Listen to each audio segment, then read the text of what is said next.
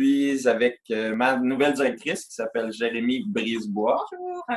Donc, pour ceux qui sont habitués, Jérémy remplace Annie Vincelli, donc pour ce qui est des sports et développement. Annie Vincelli va rester avec nous plus du côté des opérations. Donc, c'est moi, Jérémy, qui va s'occuper du développement sportif, du scolaire, de l'élite et de l'international. Donc, on va commencer. Est-ce que vous pouvez me voir aussi? Je vais vous poser la question. Vous m'entendez, mais est-ce que vous me voyez? Certains me voient, certains... Bon, parfait. Donc, merci d'avoir répondu à la question. Donc, on va commencer le webinaire. Donc, à l'ordre aujourd'hui, je vous ai souhaité la bienvenue. Merci d'être là encore cette année. On s'attend encore à une grosse année pour la 36e édition du défi sportif Altergo. Donc, pour ceux qui sont nouveaux, on va faire une petite révision de qu'est-ce que le défi sportif Altergo 2019. On va voir les règlements pour chacun des sports. On ne fera pas le tour au complet, mais on va voir surtout les nouveautés et expliquer les règlements de base là, pour les adaptations qu'on apporte à chacun des sports qu'on offre. On va voir les inscriptions, donc quoi faire pour pouvoir bien s'inscrire, comment fonctionne la plateforme d'inscription du défi sportif, quelles sont les règles d'inscription, les limites d'inscription qu'on peut faire, parce que oui, on est obligé de limiter vu notre succès, si on veut. Puis ensuite, on a un petit varia, puis on aura une période de questions à la fin pour les réponses qui n'ont pas été répondues encore pendant le webinaire. Donc, on poursuit. Le défi sportif Altergo, c'est un événement qui contribue à l'inclusion. Le mot inclusion est très important ici, social des athlètes ayant une limitation fonctionnelle et au rayonnement de l'accessibilité universelle en présentant des compétitions visant la pratique sportive de haut niveau et de développement du sport scolaire. Donc, pour ceux qui ne le savent pas, le défi sportif, ce n'est pas seulement que des compétitions scolaires. On reçoit aussi des athlètes de partout dans le monde. On a des compétitions internationales, on a des compétitions plus développement, si on veut, pour un volet plus adulte, amateur. Et puis, on a aussi des compétitions nationales, donc au niveau canadien. Cette compétition s'adresse aux athlètes ayant des limitations fonctionnelles et qui n'ont pas l'opportunité de jouer au civil. Pourquoi on a ce règlement-là? Donc, c'est qu'il y a des jeunes qui sont déjà inclus dans des clubs compétitifs. Donc, je prends par exemple un joueur qui est capable de jouer au régulier dans un club de basketball 2A, il n'y a pas nécessairement sa place au défi sportif dans un niveau qui est quand même un petit peu plus faible généralement. Donc, on demande que ce soit vraiment des compétitions inclusives. Donc, c'est pour les jeunes qui ont de la difficulté à s'inclure là, dans les sports, si on veut, au niveau civil régulier. Donc, la participation des athlètes au volet du sport scolaire doit se faire dans le respect et dans l'acceptation des différences de chacun. Ça va de soi, c'est du sport adapté. Il doit favoriser un temps de jeu équitable pour tous les jeunes. Le mot équitable est très important. Donc, le défi sportif, c'est inclusif. On laisse personne sur le banc, surtout en sport d'équipe. Dans les sports individuels, mais ça va de soi qu'ils doivent participer. Le défi sportif volet scolaire, l'an dernier, c'était 5900 athlètes de partout au Québec. C'était 120 établissements. Puis, c'est environ 11 régions administratives qui ont été représentées. Donc, à chaque année, on varie là, de 10 à 13 régions administratives qui viennent au défi sportif. Donc, c'est quand même, on est bien fiers d'avoir des gens d'un peu partout dans la province du Québec. On a une petite question ici. On nous demande si on va transférer le PowerPoint. En fait, je pourrais le faire sur demande. Sinon, dans le fond, le webinaire va être enregistré. Puis je vais vous envoyer un lien à tout le monde pour ceux qui voudraient le regarder en rediffusion. Donc, si vous désirez avoir le PowerPoint, c'est possible aussi de vous l'envoyer. Juste m'envoyer un courriel, puis je vous le ferai parvenir. Règlement 2019. Je pense que vous l'attendiez depuis longtemps, mais on va vous présenter tout d'abord l'horaire des compétitions. Le lundi 29 avril, il va y avoir l'athlétisme primaire sans handicap physique. L'an dernier, on s'est rendu compte qu'on avait trop de jeunes pour une seule journée de compétition en athlétisme primaire. Donc, on a décidé de diviser la journée en deux. Donc, il va y avoir une journée pour les jeunes ayant un handicap physique et une journée pour ceux qui sont sans handicap physique. Donc, le lundi, ce sera la journée avec les jeunes ayant un handicap sans handicap physique. Donc, tout ce qui est handicap intellectuel, auditif, visuel, les TSA, etc., etc. Donc, il y aura aussi le baseball primaire, le basketball secondaire catégorie 2A et C, le boccia qui sera à l'Arena Maurice Richard encore une fois cette année, la gymnastique rythmique secondaire ainsi que le soccer secondaire, division A et B. Le mardi, on va être l'autre partie de l'athlétisme primaire, donc avec handicap physique. Il va y avoir le baseball secondaire A, B et C, la gymnastique rythmique secondaire. Donc, comme vous avez pu remarquer, la gymnastique rythmique secondaire se divise en 2 journées. Donc, vous avez l'option de l'inscrire le lundi ou le mardi. Et ça ne fait aucune différence au niveau des résultats. On compile le tout à la fin. Donc, vous pouvez même vous inscrire les 2 journées si vous le désirez. Donc, c'est vraiment parce qu'on avait trop de jeunes pour une seule journée. Donc, on a divisé ce sport-là en 2 jours. Le hockey-ball secondaire 2A et A. Donc, c'est la première année qu'on fait ça. Normalement, secondaire, tout le monde était la même journée. Encore une fois, on commence à avoir trop de jeunes pour une seule journée. Donc, on a divisé en 3 journées différentes. Le slalom en fauteuil roulant qui va remplacer le circuit d'habileté. Le soccer secondaire niveau 2A et C. Et le volleyball secondaire division A et B. Le mercredi, on va avoir le soccer primaire, toute division. Le basketball A et B. Donc, le basketball, évidemment, c'est au niveau secondaire seulement. Le hockey-ball secondaire niveau B, ainsi que le fameux mini-marathon. Le jeudi, il va y avoir l'athlétisme secondaire avec handicap physique à l'intérieur, au centre Claude Robillard. Il va y avoir le boccia olympiques spéciaux. C'est une nouveauté cette année, donc c'est un boccia pour les jeunes qui ont des handicaps intellectuels et ça se fait debout. Il va y avoir le hockey-ball secondaire, division C, la gymnastique rythmique primaire, la natation secondaire, ainsi que le volleyball secondaire, division 2A et C. Il va y avoir l'athlétisme secondaire sans handicap physique. Donc, ça va être à l'extérieur. Puis, il va y avoir certaines nouveautés. Je vais vous en parler plus tard. Il va y avoir le CrossFit primaire et secondaire. Cette année, on l'offre en compétition à l'extérieur aussi. Il va y avoir le hockey-ball primaire à l'intérieur, la natation primaire, ainsi que le volleyball primaire. Donc, voici pour les horaires. Donc, juste vous dire aussi, pour les horaires, toutes les compétitions défis sportifs se font de 10h30 à 13h30 pour le sport individuel et de 10h30 à 14h30 pour le sport en équipe au secondaire. Ceux du primaire se terminent aussi à 13h30. Donc, règlements généraux, cette année, au lieu de faire un seul grand livre de règlements, on a divisé tous les sports en différents fascicules ainsi qu'une section règlements généraux. Donc, tout le monde devrait télécharger les règlements généraux qui sont disponibles sur notre site Internet, donc www.événements.défisportifs.com. Donc, parmi les règlements généraux, depuis 2 ans, on a créé des groupes d'âge. Donc, on a divisé, avant, on divisait seulement le primaire et le secondaire. Maintenant, on a 4 groupes d'âge. Donc, le novice, c'est pour les 5 à 8 ans, benjamin, 9 à 12 ans, cadet, 13 à 15 ans, juvénile, 16 à 21 ans. Ces âges-là sont décidés à partir du 1er janvier de chaque année. Puis quand vous allez rentrer sur la plateforme d'inscription, la date de naissance de vos jeunes, ça va être automatiquement, la plateforme va enregistrer automatiquement dans quelle catégorie vos jeunes se retrouvent. Donc, novice, benjamin, cadet ou juvénile, vous n'aurez pas à cliquer. On a toujours l'option, je sais qu'à chaque année, on a quelques exceptions. Donc, un jeune qui est peut-être un peu plus jeune, qui se retrouve avec du secondaire, ou l'inverse, un jeune plus vieux qui se retrouve encore avec du primaire. Dans ces cas-ci, il va falloir communiquer avec moi, puis on va voir comment on peut ajuster ça, s'adapter à la réalité de ces jeunes-là. Donc, tenue vestimentaire, pendant le défi sportif, on exige que les jeunes soient habillés en tenue sportive. On demande aussi, c'est pas une obligation, mais aux intervenants d'avoir aussi une tenue sportive pour encourager les jeunes. Encore une fois, c'est pas une obligation, mais ça paraît bien. Puis les jeunes aiment bien savoir que leur entraîneur aussi est un sportif. Règlements généraux, les épreuves individuelles. Donc, on a l'athlétisme sans handicap physique, on a le CrossFit, la gymnastique rythmique, le mini-marathon et la natation. C'est important de savoir ça. Donc, ça va être important pour les inscriptions. Il y a une limite d'épreuves individuelles qu'on peut faire, puis il y a une limite d'épreuves collectives. Donc, ça, c'est les épreuves individuelles. Dans les épreuves collectives, c'est le baseball, basketball, boccia, hockey-ball. Important, souvent, on se trompe un peu, les relais à la course et à la natation sont considérés comme des épreuves collectives.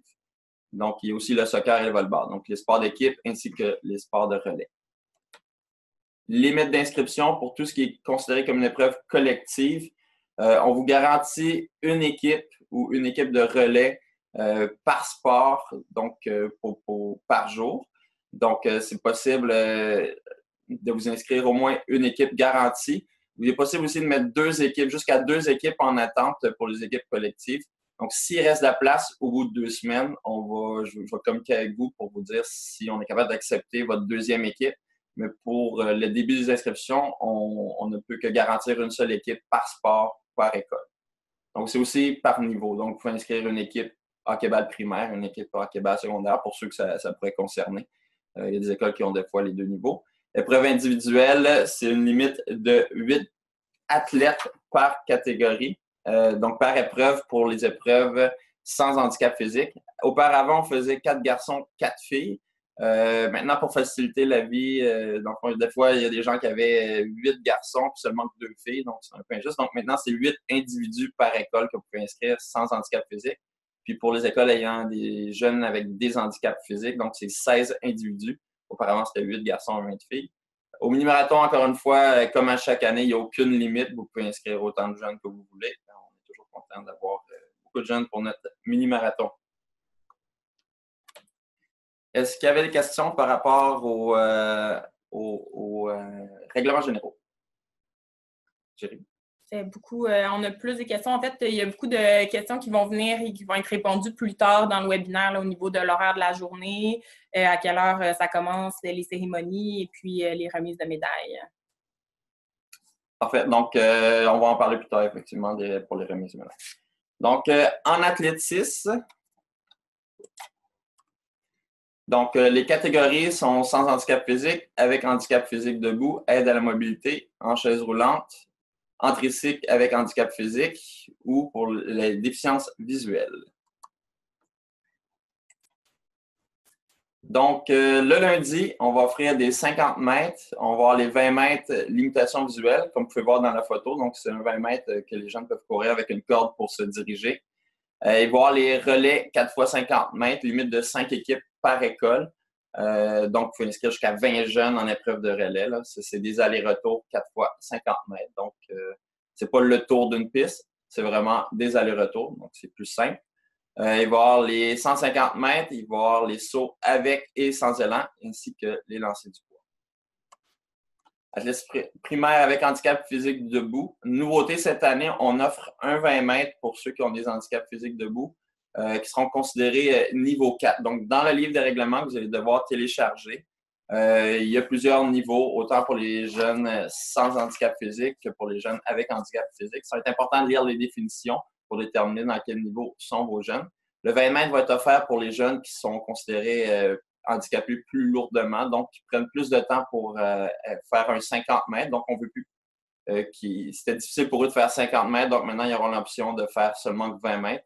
C'est surtout pour les jeunes qui prennent 1 minute et demie et plus pour faire 50 mètres. Donc, ils n'auront que 20 mètres à faire cette année. On offre encore évidemment le 50 mètres. Il va aussi les relais 4 x 50 mètres, donc limite de 5 équipes par école, et aussi les sauts avec et sans élan, ainsi que les lancers. Athlétisme secondaire, handicap physique debout, c'est comme les mêmes épreuves que pour le mardi, donc le 20 mètres pour les jeunes qui sont handicapés plus lourdement au niveau physique, qui prennent plus de temps, donc 1 minute et demie et plus. Sinon, il va y avoir le 50 mètres, les 4 x 50 mètres, les sauts avec et sans longueur, ainsi que les lancers. Encore une fois, je répète, c'est vraiment important de télécharger les règlements et de bien lire les catégories dans lesquelles vous allez inscrire vos jeunes. Les catégories ne sont pas décidées selon la force du jeune. Donc, c'est pas les plus rapides s'inscrivent catégorie 1, les plus lents niveau 4. C'est sûr que ça risque d'être un peu ça, mais c'est vraiment au niveau des habiletés physiques, donc au niveau de l'handicap qu'on a déterminé les catégories.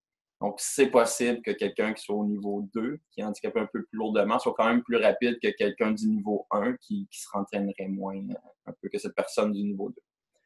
Donc, athlétisme secondaire sans handicap physique debout le vendredi à l'extérieur. Donc, on va conserver les 50 mètres. Nouveauté cette année, on ajoute des épreuves de 100 mètres. Donc, ça vous permet d'inscrire aussi plus de jeunes. On conserve les épreuves de 200 mètres, de 400 mètres. Et les relais seront de 4 x 100 mètres et 4 x 200 mètres. Ces courses-là se font sur la piste de 400 mètres extérieure, donc une vraie piste d'athlétisme. Et puis, les 4 x 100 mètres vont se faire tout le tour de la piste, ainsi que les 4 x 200 mètres, contrairement aux 4 x 50 mètres qui se font seulement en aller-retour. On va offrir aussi à l'extérieur les sauts avec et sans élan et évidemment les lancers du poids. Le signal de départ, donc c'est simple, tous les signaux de départ sont les mêmes. On ne dit pas 1, 2, 3, go, on ne dit pas à vos marques, partez, on dit à vos marques. Ensuite, il va y avoir un signal sonore qui sera un bip ou encore un coup de sifflet. Puis on va abaisser un drapeau pour qu'il y ait quand même un élément visuel pour voir. Nouveauté cette année, on va avoir des références visuelles au départ et à la fin de chaque course. Donc, par exemple, le couloir 1 pourrait être le triangle jaune, tandis que le couloir 2 sera le cercle vert. Donc, ça fait une référence pour courir en ligne droite, parce qu'on sait qu'au défi sportif, des fois, les élèves ont tendance à changer de couloir. Donc, il va y avoir une référence visuelle cette année au départ. Donc, on vous enverra le plus rapidement possible qu'on aura déterminé c'est quoi les éléments visuels. Donc, pour ce qui est des guides limitation visuelle, donc c'est important que les guides, lorsque vous entraînez, restent toujours à l'arrière ou à côté de l'athlète. C'est interdit de traîner l'athlète pour qu'il aille un peu plus vite. Donc, ça va entraîner une disqualification. Puis, c'est important aussi que l'athlète passe la ligne d'arrivée avant la guide. Donc, il faut toujours le laisser aller un peu plus en avant de soi. Parce que le système de photo finish doit voir l'athlète passer la ligne et non pas son guide. Petite parenthèse, je mets toujours la même photo à chaque année. Donc, ici, c'est un athlète qui court un peu plus vite que son professeur. Je trouve ça drôle de voir que le professeur travaille fort pour suivre son athlète. Donc, voilà pour la limitation visuelle.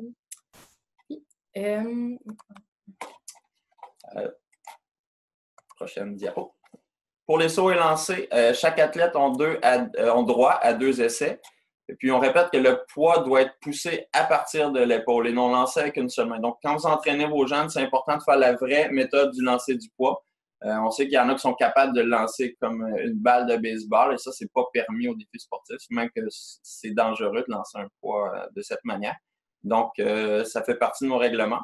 Donc, c'est 2 essais pour les sauts avec ou sans élan. Puis, c'est 2 essais aussi pour le lancer du poids.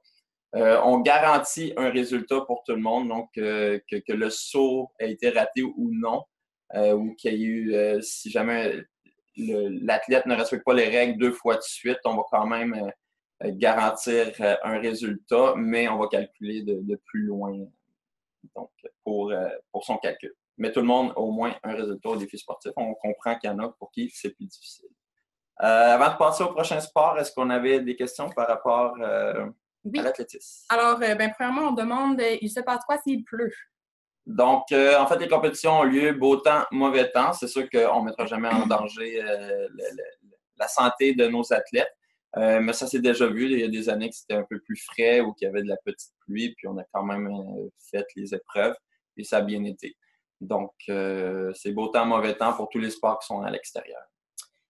Sinon, en fait, pour toutes les questions qui sont plus propres à votre école et à vos élèves, on garde toutes les questions et puis s'il y a des trucs plus précis, François va être capable de vous répondre après le webinaire, par courriel ou téléphone. Oui. Donc, prochain sport, le baseball. J'ai choisi 2 photos pour le baseball. Donc, juste pour vous démontrer, on peut jouer sur 2 terrains différents. Donc, si vos jeunes ont des limitations physiques qui les empêchent de jouer dans le sable, donc depuis l'an dernier, on joue sur le terrain de tennis. Donc, c'est possible de jouer avec une marchette, c'est possible de jouer avec une chaise roulante. C'est vraiment un sport qui est accessible à tout le monde. Il y a aussi l'option pour ceux qui ont plus d'habileté physique et intellectuelle de jouer sur les vrais terrains de balle molle ou de baseball. On a adapté un peu le terrain pour qu'il soit plus petit pour la réalité de nos jeunes. Donc, il y a des limites d'inscription. Donc, cette année, c'est sûr que ça va être premier arrivé, premier servi. Comme je disais, on vous garantit au moins une équipe par école. Par contre, lorsque j'aurai atteint la limite d'inscription, mais ce sera plus possible de s'inscrire. Donc, au primaire, au total, toutes divisions confondues, on va accepter 8 équipes au maximum. Au secondaire, c'est 4 équipes maximum par division. Donc, les 4 premières équipes par division seront acceptées. Et puis, c'est un maximum de 9 joueurs par équipe. Au niveau A, qui est le niveau le plus fort, seulement offert au niveau secondaire. Donc, on n'offre pas de copains. Qu'est-ce qu'un copain? Dans le fond, c'est qu'au baseball adapté, on permet qu'il y ait des copains, dans le fond, des intervenants ou des amis qui sont sur le terrain en défensive pour aider à l'orientation des joueurs. Donc, au niveau A, on s'attend à ce que les athlètes comprennent bien déjà les règlements, soient capables de se diriger eux-mêmes. pour pas avoir besoin de copains. Par contre, ce sera possible quand même de l'extérieur du terrain de les orienter aux besoins. Les lanceurs et receveurs doivent être fournis par l'équipe qui est au bâton. Donc, ça peut être un intervenant, encore une fois, ça peut être un ami d'une classe régulière ou autre, un parent. Mais c'est les équipes au bâton qui doivent fournir les lanceurs et receveurs. C'est possible d'utiliser un tee-bar au besoin. Donc, ce sport-là va jouer sur le terrain de baseball du Centre-Claude Robillard. On joue selon les règlements réguliers, donc il est possible d'avoir des retraits. Après 3 retraits, la manche est terminée et on passe à l'autre équipe. On change de position défensive-offensive. Et puis, c'est des parties de 3 manches pour permettre à ce que tout le monde passe au moins 2 fois au bâton. Au niveau B, encore une fois, les lanceurs et receveurs doivent être finis par l'équipe au bâton. Il est possible d'avoir aussi le tee-bar. Ça va jouer sur le terrain de balle molle, surtout dans la partie en sable. Les équipes ont le droit d'avoir 3 copains en position défensive. On applique les retraits au niveau B. Par contre, après 3 retraits, s'il reste encore des joueurs qui n'ont pas passé au bâton, donc on garantit qu'il y a 6 joueurs par manche qui passent au bâton. Donc, même s'il y a 3 retraits puis il reste 2 joueurs à frapper, mais les 2 joueurs vont frapper. Donc, la manche se termine seulement lorsque les 6 joueurs ont passé au bâton à chaque fois. Par contre, on va jouer seulement que des parties de 2 manches, vu le temps qui nous est alloué pour les compétitions. Au niveau C, c'est du baseball à 6, en fait, comme tous les autres niveaux. Ça va jouer sur le terrain de tennis, donc c'est vraiment pour les jeunes qui ont plus de difficultés à s'orienter ou physiquement à jouer à ce sport. Donc, encore une fois, le lanceur et le receveur sont fournis par l'équipe au bâton. C'est possible de mettre un tee-bar au besoin. Les copains, c'est du 1 pour 1. Vous pouvez avoir jusqu'à 6 copains, donc un copain avec chacun des athlètes en position défensive. Il n'y a aucun retrait, excusez-moi. Donc, les manches se terminent lorsque les 6 frappeurs ont passé au bâton. Et encore une fois, c'est des parties de 2 manches seulement. Est-ce qu'il y a des questions par rapport au baseball? Non, pour le baseball, c'est bon. Il y avait des petites questions d'athlétisme encore là, qui sont plus précises pour les écoles. Fait que non, ça a l'air... Parfait. Attendez. Donc, juste une confirmation. On demande si chaque élève a bien droit à 2 épreuves individuelles et 1 collective. En fait, c'est 2 épreuves individuelles ainsi que 2 épreuves collectives. Le mini-marathon n'est pas inclus dans ces limites d'inscription-là. Donc, en plus des 2 épreuves individuelles, 2 épreuves collectives, vous pouvez aussi inscrire vos jeunes au mini-marathon. Puis à chaque année, on a un sport en initiation. Donc, cette année, c'est le boccia olympiques spéciaux. Donc, c'est une 6e option qui n'est pas considérée dans les épreuves individuelles et collectives. Donc, c'est possible quelqu'un, vraiment, si toutes les conditions sont bonnes selon l'horaire, de s'inscrire jusqu'à 6 épreuves différentes. Donc, le basketball qui est un sport qu'on offre seulement qu'au niveau secondaire. C'est pas qu'on veut pas l'offrir au primaire, mais on n'a pas assez d'inscriptions pour l'offrir au primaire. Si jamais vous êtes des écoles, vous aimeriez vous inscrire au basketball, ben faites-nous en part. Puis, lorsqu'on aura assez d'écoles pour pouvoir ramener cette épreuve-là au primaire, ben on le fera. Mais pour l'instant, on n'avait pas assez d'inscriptions dans les dernières années pour pouvoir offrir ce sport au niveau primaire. Donc, le nombre d'équipes maximum au secondaire sera 12 équipes pour les divisions B et C. Donc, c'est 12 équipes par division et non pas 12 équipes au total de ces 2 divisions-là. Et puis, au niveau 2A et A, c'est 6 équipes maximum par division, encore une fois. Donc, qui sera divisé sur 2 jours différents. Le nombre de joueurs maximum par équipe est de 10 joueurs. C'est 5 joueurs sur le terrain, comme le basketball régulier. Et les équipes peuvent être mixtes. Donc, c'est autant les garçons et les filles. La durée des parties sera déterminée en fonction du nombre d'équipes inscrites. Donc, si on a moins d'équipes inscrites et puis qu'on possède plus de temps, ça se peut qu'on augmente le temps alloué pour les parties. Sinon, c'est nouveau cette année. Normalement, on faisait seulement qu'un 15 minutes continu. Cette année, on va faire 4 quarts de 4 minutes, ce qui va permettre plus de changements. Ce sera obligatoire que chaque participant doive jouer un minimum de 2 quarts par partie, donc la moitié de la partie sur le jeu. Il y aura 30 secondes dans chacun des quarts pour effectuer les changements. Les changements vont être notés, donc on va s'assurer que tous les participants ont au moins 2 quarts, comme je dis.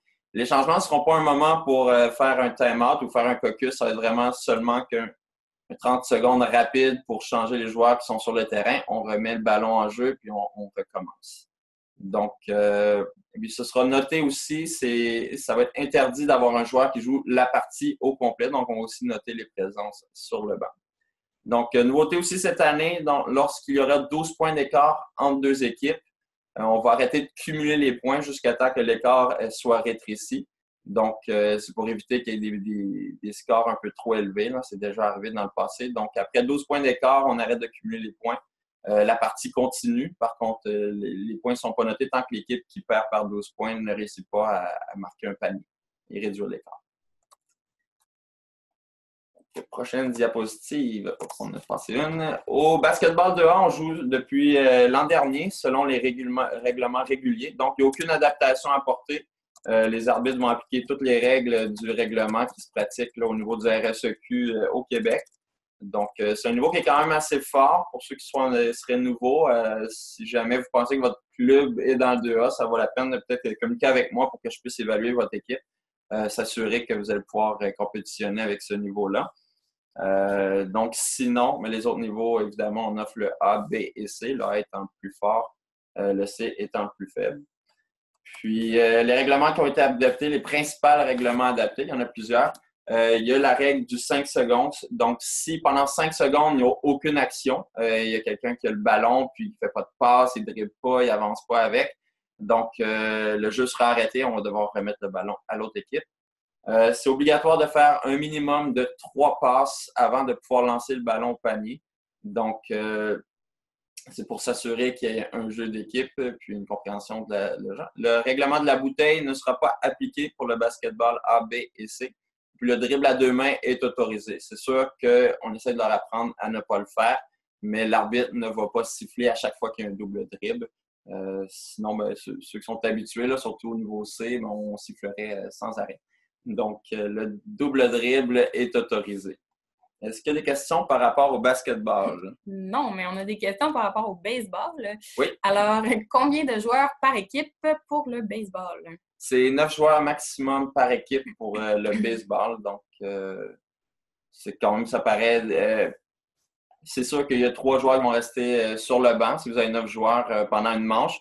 Mais ça va être obligatoire que ces 3 joueurs-là aient au moins une manche sur le jeu. Et c'est important que les 9 joueurs, s'ils sont inscrits, passent au bâton, même si on passe seulement que 6 joueurs par manche au bâton. Donc, c'est important de faire une bonne rotation si vous avez 9 joueurs.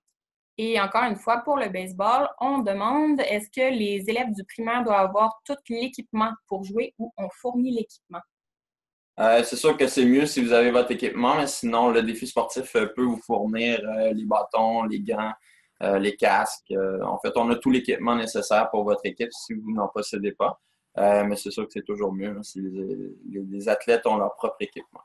Et c'est bon. Parfait. Vu que le baseball est arrivé tardivement, les questions, est-ce que je relance les questions au basketball? Est-ce qu'il y avait des questions? Il semblerait que non, tant mieux. Donc, le baseball.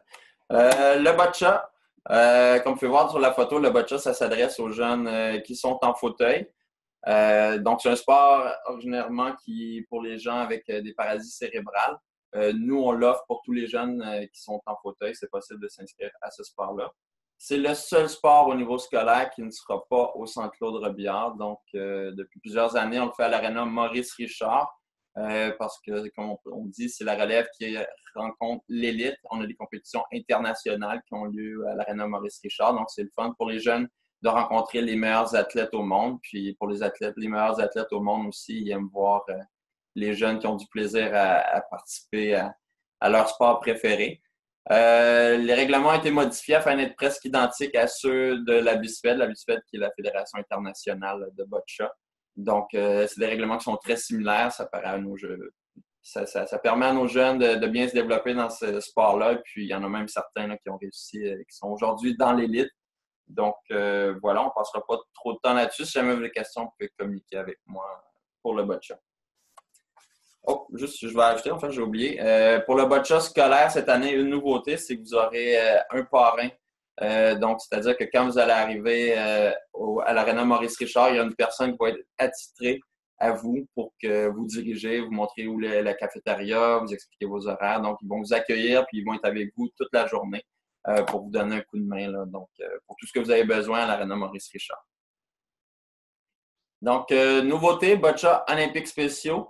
Donc, c'est du boccia qui est offert par la Fédération des Olympiques spéciaux. Donc, c'est des sports qui sont seulement pour les gens ayant des déficiences intellectuelles ou un trouble du spectre de l'autisme. On va jouer selon les règlements des Olympiques spéciaux. Puis d'ailleurs, les arbitres, les personnes qui sont en charge de mener à bien cette initiation-là, ça va être des gens des Olympiques spéciaux qui vont être avec nous. Quand on fait une initiation, il n'y a pas de médaille non plus, c'est pas une compétition, donc ça va être des parties amicales qui vont jouer pour s'initier à ce sport-là. Puis si ça va bien, on l'offrira en compétition là, dans les prochaines années. On demande un maximum de 4 équipes seulement par niveau, donc primaire et secondaire, on peut avoir jusqu'à 4 équipes. Puis c'est des équipes de 4 personnes qui s'inscrivent au boccia olympiques spéciaux. Pour ceux qui ne savent pas c'est quoi, c'est un sport qui se ressemble beaucoup à la pétanque, donc avec des boules adaptées. C'est des questions pour le boccia. Olympiques spéciaux ou boccia régulier? Non, c'est bon. Il semblerait que non. Parfait. Donc, un petit sondage, juste pour qu'on puisse prendre une mini-pause. Donc, oui. Voilà. Alors, premier sondage, la question, quelle épreuve présentée en initiation lors du défi sportif Altergo 2018 sera offerte en compétition en 2019? Alors, vous avez quelques questions, quelques secondes pour répondre. Bon, la question ne semblait pas difficile. Bon, mais 100% des gens ont bien répondu à la question. C'est effectivement le CrossFit. Donc, on va passer, d'ailleurs, expliquer le CrossFit. Pour ceux qui l'auront vu l'an dernier, donc c'est un sport qui se fait à l'extérieur. Donc, c'est un parcours que les jeunes doivent faire. On prend leur temps. Donc, le meilleur temps va remporter. Cette année, donc, vu que c'est plus une initiation, c'est une compétition. Donc, il y aura des médailles pour les gagnants de cette épreuve-là. Donc maintenant, vu que c'est une compétition, il y a aussi la limitation d'inscription. Donc, c'est maximum 8 athlètes par école qui peuvent s'inscrire, autant au primaire qu'au secondaire.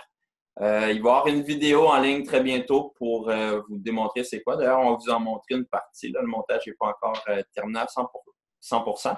Mais les vidéos pour le secondaire et primaire seront en ligne très bientôt.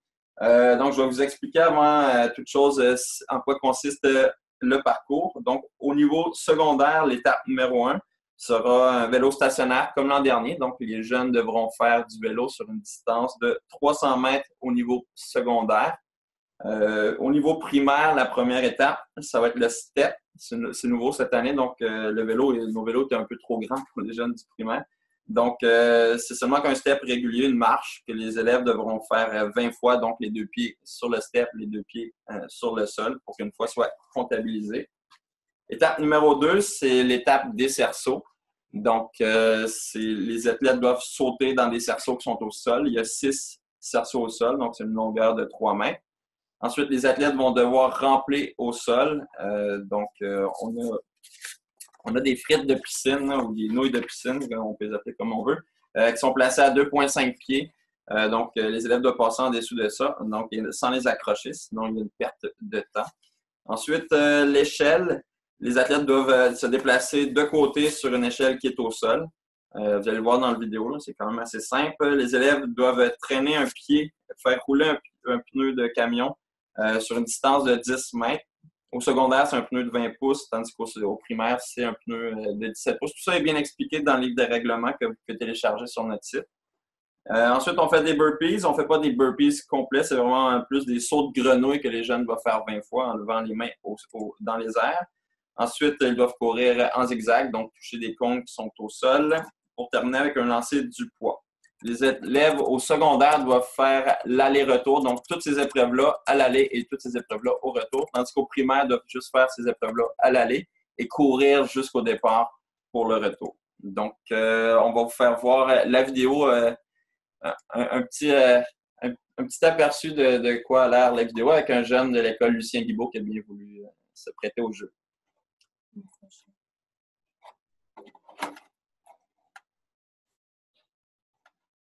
Ça ne sera pas très long. OK. Oui.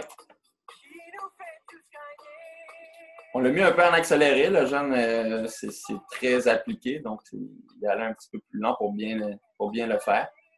Donc ça, c'est l'épreuve du step. À côté, on voit le vélo, c'est pour les gens du secondaire. Donc présentement, vous voyez un jeune du niveau primaire.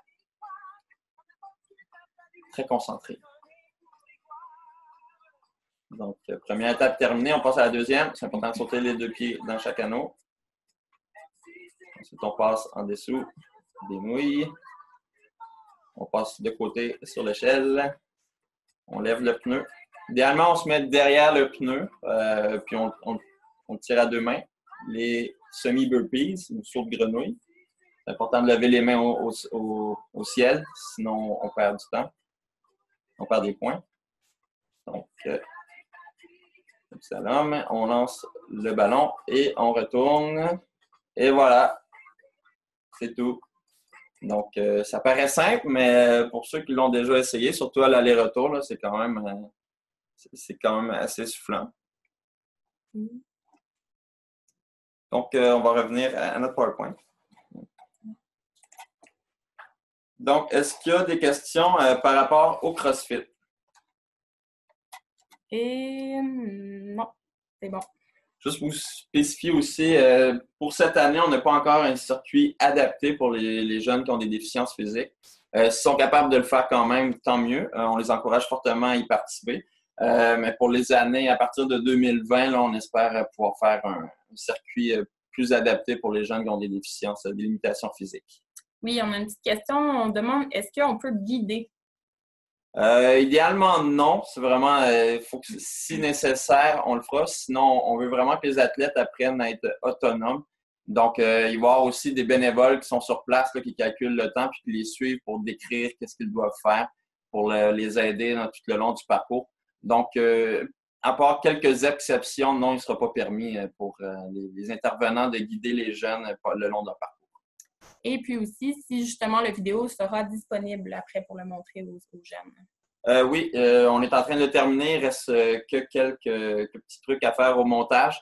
Mais dans les prochains jours, ou d'ici une semaine ou deux, là, ça devrait être en ligne dans la section CrossFit du site du défi sportif. Oui, c'est bon. La gymnastique rythmique.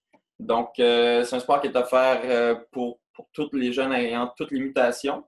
Je vais être honnête, c'est le sport auquel j'ai le moins de talent de tous les sports qu'on offre. Donc, je ne suis peut-être pas la meilleure référence si jamais vous avez besoin d'aide pour entraîner vos jeunes. Par contre, j'ai les informations nécessaires pour pouvoir participer au défi en gymnastique rythmique. Donc, on offre les mêmes niveaux que dans les années précédentes, donc niveau A, B, C, 1 et les niveaux de groupe. C'est possible de s'inscrire en groupe de 4 ou 6 pour faire des épreuves en gymnastique rythmique. C'est un sport qui s'adresse vraiment pour tout le monde. On peut être en fauteuil. Il y a des niveaux qui sont adaptés pour les jeunes en fauteuil. Il y a des niveaux qui sont adaptés pour ceux qui sont moins forts. Il y a des routines qui sont un peu plus fortes. Comme je l'ai dit au début, au secondaire, on peut s'inscrire soit le lundi ou soit le mardi. La limite d'inscription secondaire, c'est 15 athlètes par jour. Donc, c'est possible d'en inscrire 15 le lundi et 15 le mardi. Il n'y a aucune limite au niveau primaire puisque moins de jeunes qui s'inscrivent à ce niveau-là. Donc, comme je ne suis pas très bon pour les routines, je ne vous en ferai pas une live parce que ce serait un peu insultant pour moi-même ou long, pénible à regarder pour vous. Donc, il y a des vidéos qui ont été faites par les Olympiques spéciaux internationaux qui sont disponibles sur la page YouTube du défi sportif. Si jamais vous ne les trouvez pas, vous pouvez toujours communiquer avec moi. Je vous montrerai où les trouver. Les musiques aussi sont disponibles, sont déjà sur les vidéos, mais par contre, si vous voulez seulement qu'avoir la musique, c'est possible que je vous les envoie, que je fasse un transfert. Sinon, je peux aussi vous envoyer un CD là, avec la musique gravée dessus sur demande. Donc, j'ai créé Olympiques spéciaux car c'est leur règlement, c'est leur routine. C'est un sport qui est offert par les Olympiques spéciaux, la fédération normalement. C'est eux qui vont être juges aussi. Puis, les Olympiques spéciaux du Québec ont un programme pour aller dans les écoles. Donc, c'est possible de communiquer avec les Olympiques spéciaux et de demander à une personne qui est experte en gymnastique rythmique de venir une journée pour donner un coup de main pour montrer les routines de gymnastique rythmique vraiment bien expliquer qu'est-ce qui est évalué, comment il faut faire les gestes. Donc, ça peut être très utile. Je sais que moi, j'en aurais besoin si jamais fait que je montre à mes élèves les routines de gymnastique rythmique. Donc, je vous encourage fortement à communiquer avec eux au besoin. Est-ce qu'il y aurait des questions pour la gymnastique rythmique? Non, on a eu plusieurs questions par rapport au CrossFit, mais ça pourra peut-être être plus répondu de façon individuelle. Parfait. Juste ajouter au gymnastique rythmique, cette année, ce ne sera pas à l'aréna Michel Normandin. Ça va être dans le complexe Claude Robillard, au premier sous-sol. Ce sera bien identifié là, comment s'y rendre un peu avant la compétition. Hockey-ball. Donc, hockey-ball au défi sportif, l'équipement obligatoire. C'est obligatoire d'avoir des bâtons et palettes de plastique. On accepte les bâtons élites d'hommes ou les bâtons d'hommes tout court. Ce pas des bâtons qui sont obligatoires, ça veut dire qu'on les accepte. Donc, si vous avez aussi des bâtons de plastique rigides, c'est permis. On demande que les suites de course avec semelle soient non marquantes, donc pour ne pas laisser de traces sur les terrains de jeu. On demande à ce que les jeunes aient des lunettes de protection ou une grille qui vient avec le casque protecteur qui est obligatoire depuis 3 ans maintenant. La grandeur des buts est de 4 pieds par 4 pieds. Le nombre d'équipes maximum qu'on peut inscrire, c'est 6 équipes par division au primaire. Donc, autant pour le A, B ou C, c'est 6 équipes chacune, donc pour un maximum de 18 équipes. Pour les divisions B et C au secondaire, on accepte jusqu'à 12 équipes. Et pour les divisions 2A et A au secondaire, on accepte un maximum de 6 équipes. Le nombre de joueurs maximum par équipe est de 13 joueurs. Les équipes peuvent être mixtes. Il doit y avoir 5 joueurs sur le terrain en tout temps, un gardien de but, 2 défenseurs et 2 attaquants. C'est une nouveauté cette année. Au secondaire, généralement, le sport se faisait à 5 contre 5. Cette année, c'est 4 contre 4 plus le gardien de but, évidemment. Donc, 2 défenseurs et 2 attaquants. Bon, on fait 4 joueurs. Vous pouvez les placer comme vous voulez, mais idéalement, c'est 2 attaquants et 2 défenseurs. Les parties seront 2 périodes de 8 minutes, avec une pause de 1 minute entre celles-ci. On va aussi allouer 3 minutes de réchauffement avant chacune des parties. Si jamais le temps nous permet, ce qui est une possibilité cette année, puisqu'on a divisé le hockey-ball en 3 journées différentes, on va faire des périodes de plus de 8 minutes. Donc, j'espère qu'on va pouvoir d'ailleurs se rendre à 2 périodes de 10 minutes avec une pause de 1 minute entre chacune des périodes. Au niveau primaire, on va continuer de jouer sur les terrains de bande gonflables, comme par le passé. Tandis qu'au secondaire, nouveauté cette année, on va aller dans l'aréna Michel Normandin, où seront des terrains avec des bandes. Les terrains vont faire 25 par 15 mètres. Donc, c'est à peu près l'équivalent d'un terrain de basketball pour ceux qui voudraient s'entraîner avec les bonnes conditions. Donc, ce ne sera plus dans les terrains gonflables dans la municipale comme par le passé. Donc, vraiment, dans l'aréna Michel Normandin, qui est situé tout juste à côté du centre Claude Robillard. Donc, c'est vraiment collé, là. C'est pas un endroit différent des autres compétitions. Au hockey-ball, les buts ne seront plus cumulés lorsqu'il y aura une différence de plus de 6 buts entre 2 équipes. Donc, s'il y a un écart de 6 buts, on arrête de compter les points jusqu'à temps que l'équipe qui perd par 6 buts réussisse à marquer un point. Donc, est-ce qu'on a des questions pour le hockey-ball? Ça a l'air d'être beau pour le hockey-ball. On va vous laisser un petit peu de temps. Donc, on a plusieurs questions pour la gymnastique rythmique qui sont plus spécifiques. On pourra vous répondre. Sinon, pour les questions par rapport aux inscriptions, on va avoir une section inscription plus à la fin du webinaire. Donc, j'imagine qu'on va être capable de répondre à la plupart de vos questions. On me demande ici, pour le A et le 2A, l'année dernière, c'était 3 périodes de 10 minutes. Donc, cette année, c'est moins. Effectivement, on ne refera pas la formule, si on veut, où vous pouviez rester plus longtemps. À moins qu'il y ait une demande générale, ça semblait causer, si on veut, il y a des gens qui se sont inscrits dans le B qui auraient dû être dans le A, mais qui ne voulaient pas être dans le A parce qu'il n'y avait pas la possibilité de rester aussi longtemps qu'ils le désiraient. Donc, pour éviter qu'il y ait des gens qui se sentent obligés de s'inscrire dans un niveau dans lequel ils ne devraient pas être, on ramène tout le monde au même temps de compétition. Donc, si jamais tout le monde dans le 2A, par exemple, désire revenir à cette formule de 3 périodes de 10 minutes, puis avec une durée de compétition plus longue, on pourra le ramener là, dans le futur. Donc, ce sera à discuter. Sondage numéro 2.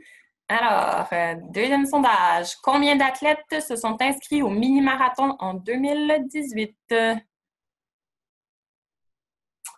En attendant les réponses, je vois qu'il y a une question qui disait voulez-vous me rappeler le site du défi sportif? Donc, c'est le www.événement.défisportif.com. Bon, est-ce qu'on est bon? Il y a beaucoup de questions aussi par rapport à la gymnastique rythmique que je vois. Donc, pour ce qui est de la longueur des rubans, quelle sorte de bande, tout ça, c'est tout inscrit dans les livres de règlement que vous pouvez télécharger sur le site. Donc, juste aller voir la programmation dans les sports scolaires. Tous les livres des règlements sont sur cette page. Donc, la bonne réponse était 1700. Donc, seulement 15% d'entre vous avons bien répondu. 2 millions bien essayé. Je pense qu'il y a des taquins parmi nous. Donc, on va continuer. C'était juste pour une petite pause santé. Donc, d'ailleurs, on va vous parler du mini-marathon. C'est notre épreuve la plus populaire, donc avec un peu plus de 1700 jeunes inscrits l'an dernier. Donc, le mini-marathon, ça a lieu sur la route asphaltée. Donc, c'est autour du parc Jean-Marcucci, qui est situé tout près du centre Claude-Robillard. On peut s'y rendre à pied. Donc, quand on arrive au centre Claude-Robillard. Les jeunes ont des puces à leur dossard, donc il y a un temps qui est déterminé. C'est des épreuves de 1 et 3 km. Puis les départs vont se faire de façon... donc, le primaire et le secondaire ne partiront pas en même temps. Donc, soyez rassurés, les plus grands ne vont pas, même si des départs de beaucoup de jeunes, les plus grands ne vont pas interférer avec les plus jeunes. Donc, les épreuves qu'on offre cette année, il y a le 1 km course récréative qui était appelé par le passé marche participative. On a changé ce nom-là, donc on exige vraiment cette année pour ce qui est de la course récréative. Vous pouvez encore une fois accompagner vos jeunes. Donc, si vous voulez accompagner vos jeunes, c'est la course dans laquelle vous devez les inscrire, la course récréative. Par contre, on demande, en fait, on oblige qu'il y ait un effort qui soit fourni autant par l'intervenant que par le jeune. On comprend qu'il y a des jeunes qui ne seront pas capables de courir la distance d'1 kilomètre, mais même s'ils marchent, on demande à ce qu'il y ait un effort. On comprend aussi qu'il y a des jeunes qui vont être dans ce qu'on peut appeler des poussettes ou des véhicules pour faire du marathon, mais la personne qui est avec lui, l'intervenant, le parent ou l'ami qui va courir avec cette personne-là dans une poussette, doit courir, doit faire un effort obligatoire pour la course récréative. Donc, ça va être obligatoire aussi que tout le monde, autant intervenant qu'athlète qui participe à la course récréative, soit en tenue sportive. On a là 1 km course sans accompagnateur, autant pour le primaire que le secondaire. Donc, c'est vraiment interdit dans cette course-là d'accompagner vos jeunes. Ils vont être dans cette piste de façon autonome si vous croyez qu'ils ne sont pas capables d'être autonomes. Donc, on va les faire courir dans la course récréative. On offre aussi le 1 km en tricycle, le 1 km en fauteuil roulant manuel, ainsi que le 1 km en vélo adapté. Pour les gens qui sont en fauteuil roulant électrique, donc c'est possible aussi de les inscrire à la course récréative. Au secondaire seulement, on offre aussi la possibilité de faire un 3 km course pour un petit peu plus de challenge. Donc, cette année, au niveau des médailles, on va faire des catégories avec et sans handicap physique. Donc, je vais me fier, dans le fond, aux inscriptions, là, si vous avez inscrit qu'il y avait un handicap physique ou non pour chacun des athlètes. Auparavant, on offrait juste, tout le monde était dans la même catégorie, donc secondaire, soit cadet, juvénile. Donc, un petit peu plus de possibilités de médailles pour les jeunes qui ont des handicaps physiques debout.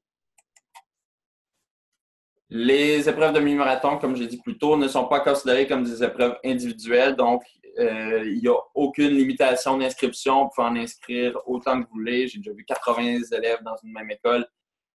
Par contre, c'est important que si vous l'inscrivez au mini-marathon, il ne soit pas inscrit à un autre sport la même journée. Donc, on n'aura pas le temps de se déplacer du parc Marcucci jusqu'aux autres compétitions, puis de s'assurer d'être à l'heure à ces autres compétitions. Donc, c'est important. Quand on s'inscrit au mini-marathon, le mercredi, on ne fait pas d'autres compétitions.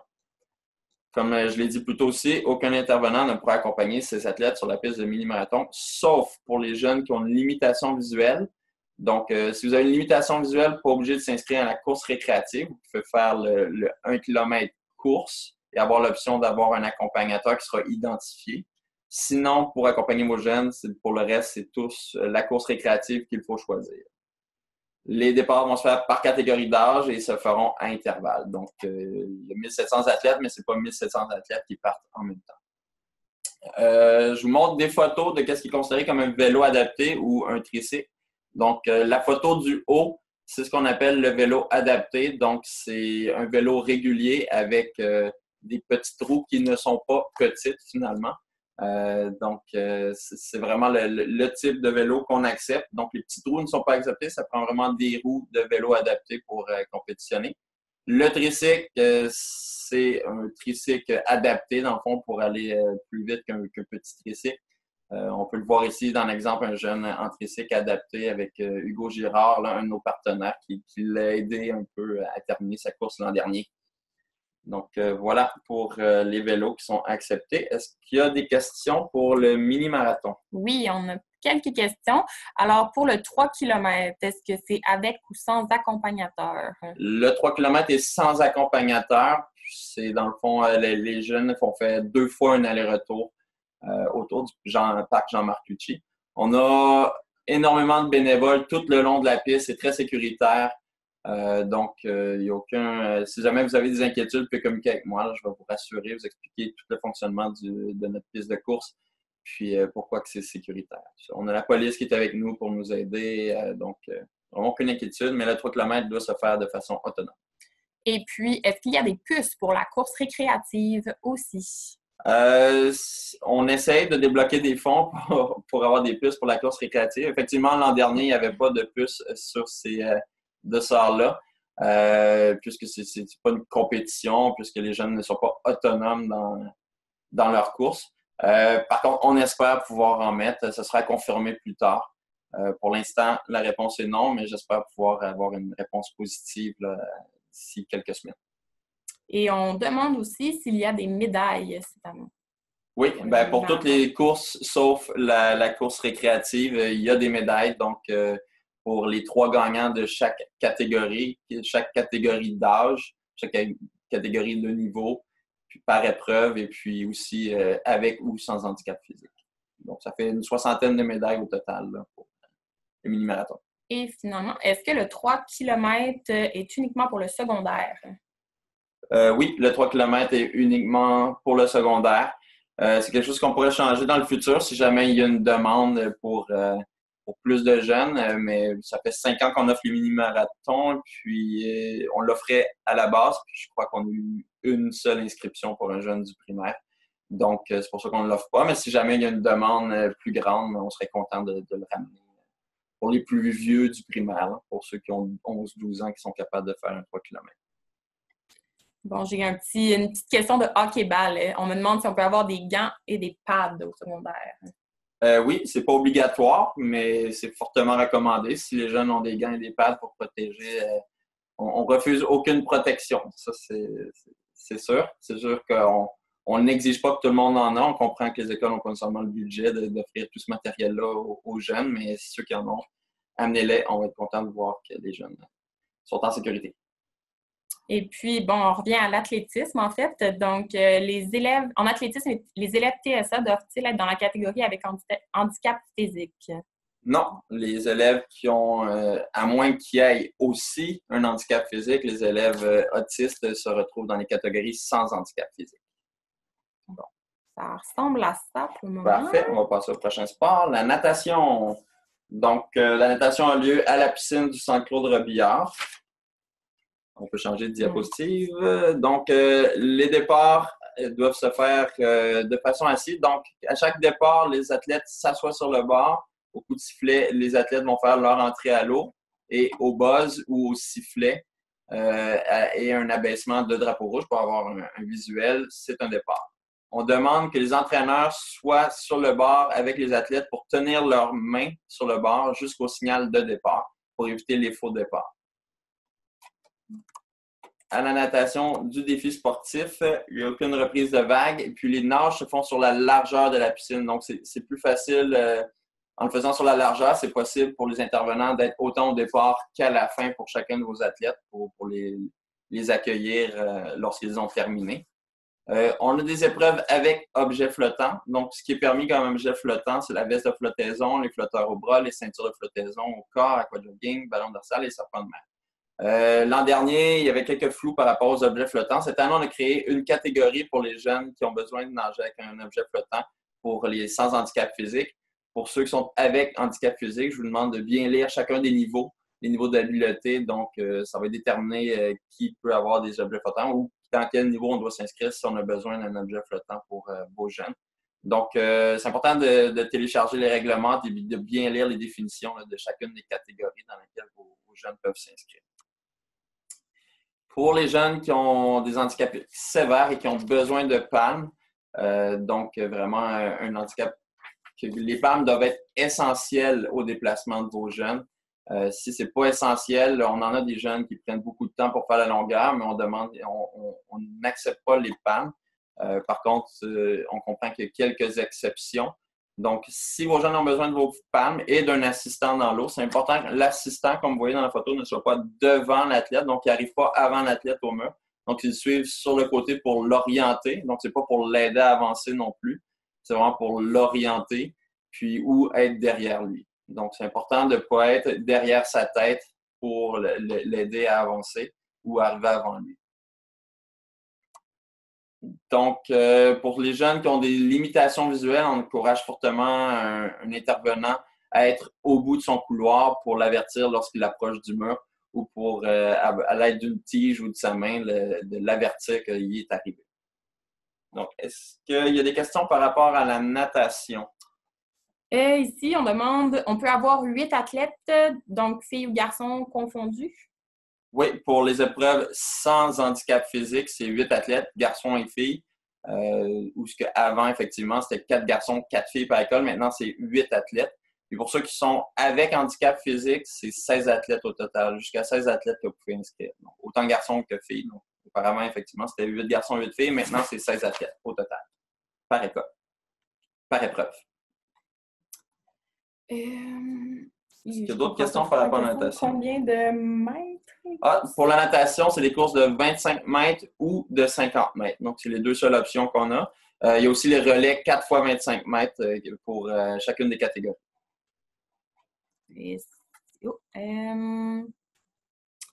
Par épreuve, donc 8 élèves pour le 25 mètres, 8 élèves pour le 50 mètres. Effectivement, c'est vraiment 8 athlètes par épreuve. Donc, 8 élèves pour le 25 mètres libre, 8 élèves pour le 25 mètres d'eau, 8 élèves pour le 50 mètres.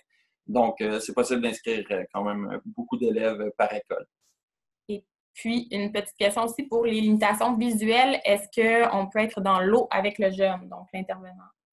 Oui, c'est possible. Encore une fois, c'est pour l'orienter, pas l'aider. Donc, idéalement, d'être derrière lui. J'ai jamais vu, je crois. Non, j'ai jamais vu personne le faire. Généralement, les jeunes sont autonomes. Il y a des couloirs bien définis. Donc, les gens, lorsqu'ils changent de couloir, ils s'en rendent compte parce qu'il y a des cordes qui définissent chacun des couloirs. Donc, idéalement, non. On encourage vraiment, mais si c'est vraiment essentiel, on va le permettre. Mais idéalement, les jeunes sont autonomes. D'ailleurs, en 5 ans, je n'ai jamais vu un intervenant entrer à l'eau pour les jeunes avec limitation visuelle. Et c'est bon. Puis, on me demande aussi, justement, les épreuves vont être inscrites sur le site, les distances et tout ça, oui, dans les règlements. Tout va bien être inscrit dans le livre de règlement, puis ça va être bien aussi déterminé sur la plateforme d'inscription. Donc, on passe à la prochaine. Le slalom en fauteuil roulant, ou ce qui était anciennement le circuit d'habileté. Donc, c'est un circuit pour les jeunes qui sont en fauteuil roulant, manuel ou électrique. Pourquoi on a changé le titre? C'est que le slalom en fauteuil roulant va être un sport offert à l'international éventuellement pour les jeunes ayant une paralysie cérébrale. Donc, on veut déjà les pratiquer, là, à s'entraîner avec le bon parcours. Donc, voici de quoi aura l'air le parcours. Bon, c'est sûr que c'est peut-être pas évident de le comprendre, mais pour ceux qui le désirent, on a trouvé un jeu vidéo avec description de chacune des étapes qui seront offertes au défi sportif. Je pourrais vous envoyer le lien. C'est un jeu vidéo qui explique chacune des étapes, puis c'est possible aussi ensuite là, de votre ordinateur de jouer à faire le parcours. Ils vous avertissent quand vous ne le faites pas comme il faut, donc c'est un bon outil d'apprentissage là, pour les jeunes pour bien visualiser le parcours qu'ils doivent faire. Juste à communiquer avec moi, je vous envoie le lien. C'est en anglais et en espagnol, malheureusement pas en français. C'est une personne qui est au Brésil qui a développé ce programme-là. Par contre, pour l'avoir joué moi-même, c'est très utile puis c'est aussi très le fun en fait. C'est vraiment bien fait. Donc, le parcours, évidemment, qui va se finir sur notre fameux mur à détruire. Là. Le mur en mousse va être toujours là si jamais les élèves le demandent. Est-ce qu'il y aurait des questions pour le slalom en fauteuil roulant? C'est bon. Parfait. Donc, on passe au prochain sport, le soccer. Donc, encore une fois, j'ai mis 2 photos. Le soccer secondaire, que vous pouvez voir à votre gauche, se joue à l'extérieur. Beau temps, mauvais temps. Parce que le soccer primaire se joue à l'intérieur dans les bandes gonflables. Donc, le nombre d'équipes maximum qu'on accepte, c'est 6 équipes au primaire par division ou 12 équipes par division au secondaire. Donc, à chaque division de A, B et C, c'est possible d'inscrire jusqu'à 12 équipes. Le maximum de joueurs par équipe est de 12 joueurs. Les équipes peuvent être mixtes, comme pour les autres sports.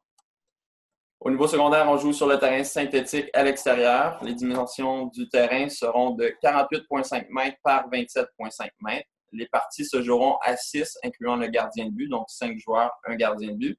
Les parties extérieures auront lieu, peu importe les conditions climatiques. Donc, s'il y a un petit peu de pluie ou s'il fait un petit peu froid, il faut juste s'habiller selon les conditions, puis les parties vont avoir lieu quand même. Au soccer primaire, les terrains en bande gonflable qu'on utilise, les dimensions du terrain sont environ de 25 mètres par 15 mètres, un peu comme un terrain de basketball.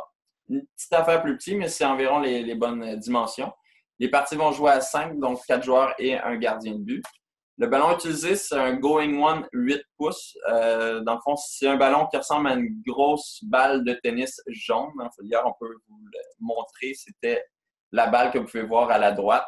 Donc, c'est facile à manipuler, puis ça fait pas mal au gardien de but s'il y a un bon coup de pied dans le ballon. Les parties, ça va être 2 demi de 8 minutes avec un temps d'arrêt à 4e minute de chaque demi. Un peu comme au basketball, dans le fond, on va noter les présences des joueurs. Donc, c'est important que chaque joueur ait un minimum de 2 présences sur le terrain à chaque partie. S'il y a un écart de plus de 6 points sur une partie, on va arrêter de cumuler les points. On va devoir attendre que l'équipe qui perd par 6 points réussisse à rétrécir l'écart pour continuer de cumuler le pointage. Donc, on va noter aussi les présences sur le banc. C'est important que chaque joueur ait au moins une présence sur le banc. Donc, c'est interdit pour un joueur de jouer les 4 quarts ou les 2 demi de 8 minutes au complet par chaque équipe. Puisque c'est un sport inclusif. C'est important d'inclure tout le monde. Est-ce qu'il y a des questions par rapport au soccer? Donc, pour le soccer, on demande si les crampons sont suggérés. À l'extérieur, sont permis. Est-ce qu'ils sont suggérés? Je sais que c'est pas vraiment... La plupart des joueurs en ont pas, mais ils sont permis si on joue à l'extérieur. À l'intérieur, en fait, c'est vraiment pas suggéré. En fait, c'est l'inverse. Je conseille plutôt d'avoir des espadrilles ou du moins une semelle plate parce que ça joue dans l'omnisport, sur une surface plate. Puis en crampon, ça va être difficile. Puis j'ai 2 questions qui sont peut-être un petit peu plus générales. Donc, pour toutes les épreuves individuelles, les inscriptions, c'est 8 élèves mixtes et 16 élèves avec handicap physique. Effectivement, pour toutes les épreuves individuelles, c'est 8 élèves garçons ou filles, tandis qu'avec handicap physique, c'est 16 élèves garçons ou filles. Donc, on peut inscrire 16 garçons si on n'a pas de filles à notre école. Et puis, on demande aussi, lorsqu'on parle de 8 élèves par catégorie, on divise dans les 4 catégories d'âge ou dans les 2 catégories qui sont primaires et secondaires? C'est une bonne question. En fait, c'est dans les 2 catégories primaires et secondaires. Sur la plateforme d'inscription, on va le voir plus tard. Là, ça va vous l'indiquer si jamais vous faites une erreur dans les inscriptions. Mais c'est une très bonne question. C'est vraiment par niveau. Donc, c'est 8 élèves ou 16 élèves selon handicap physique ou non par niveau, donc primaire et secondaire. Et c'est bon. Volleyball. Donc, comme vous pouvez voir sur la photo, on a adapté le volleyball en utilisant une baudruche qui est beaucoup plus légère. Le filet reste à la même hauteur que normal. Donc, la limite d'inscription, nombre maximum d'équipes au primaire, c'est 12 équipes au total. Je serais bien heureux d'atteindre 12 équipes. Normalement, on a beaucoup moins d'équipes que ça au niveau primaire. Tandis qu'au secondaire, c'est 12 équipes par division, donc autant pour le 2A, A, B ou C. On peut avoir 48 jusqu'à 48 équipes au total. Les équipes peuvent être mixtes. Il doit y avoir 6 joueurs en tout temps sur le terrain au volleyball, ça va de soi. Donc, les parties, c'est des 15 minutes continues. On utilise une baudruche de Omnikin orange. Donc, c'est seulement que la baudruche qui va à l'intérieur du ballon dominicain qu'on utilise, qui va être gonflé à 24 pouces pour le niveau B et C. Au niveau A, on utilise la même baudruche, mais on la gonfle seulement à 20 pouces, donc elle est un peu moins légère, mais quand même facile à manipuler. Nouveauté cette année, au niveau 2A, on va utiliser les ballons et les règles du mini-volleyball. Pour ceux qui ne sont pas familiers avec le mini-volleyball, en fait, ça ressemble fortement au volleyball régulier, avec l'exception qu'on peut, on peut un peu attraper le ballon au lieu de faire des touches pour ensuite le repasser à notre coéquipier. Donc, c'est quand même un peu plus facile. On a des vidéos pour vous montrer de quoi ça a l'air. Sinon, c'est très bien expliqué dans notre livre de règlement aussi, là, les règles du mini-volleyball. Ça a été à la demande. En fond, il y a des gens qui nous ont demandé qui étaient peut-être capables de jouer du mini-volleyball, mais peut-être pas aptes à jouer du volleyball régulier. Donc, c'est pas besoin de faire le service pour marquer un point au volleyball du défi sportif. Donc, à chaque coup, il va y avoir un point à chaque arrêt de jeu. S'il y a un écart de plus de 10 points, ou en fait, à partir du moment qu'il y a un écart de 10 points entre deux équipes, on arrête de cumuler les points jusqu'à temps que l'écart soit rétréci. Puis la hauteur des filets, c'est comme le volleyball régulier à 2,15 mètres. Voici un exemple des rotations, donc les positions au volleyball du défi sportif, 1, 2, 3, 4, 5, 6. Vous pouvez remarquer que le service se fait à la position 5, c'est à 2 mètres du filet pour faire les services. Puisqu'avec la baudruche, c'est un peu difficile de faire le service du fond du terrain.